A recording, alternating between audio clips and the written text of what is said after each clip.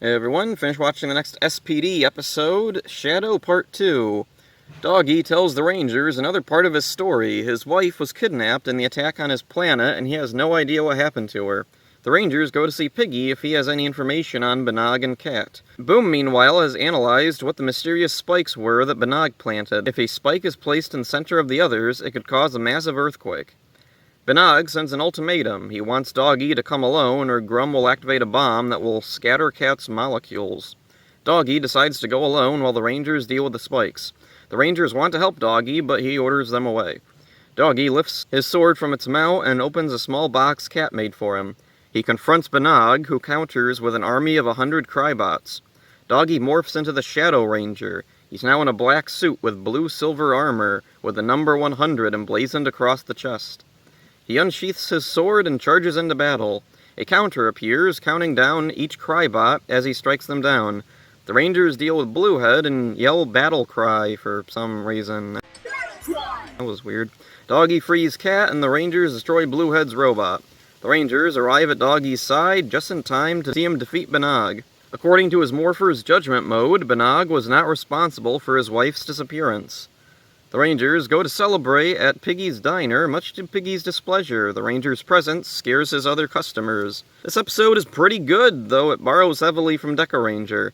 That's not a problem. Power Rangers has adapted Sentai plots one-to-one before, but this episode is noticeably filled with a lot of flowery dialogue that wouldn't feel out of place in Sentai, but it feels kind of weird compared to the more grounded dialogue in SPD. With this, the truest sword in the galaxy, I will right all wrong. Most of this episode is Doggy fighting Banog and the Crybots. It's nice to occasionally have a purely action-driven plot. The pacing is quick and the fight scenes are engaging.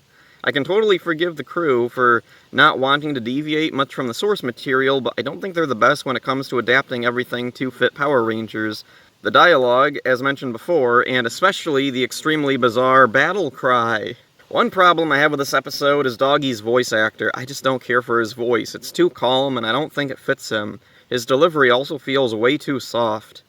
I am Shadow Ranger. Here.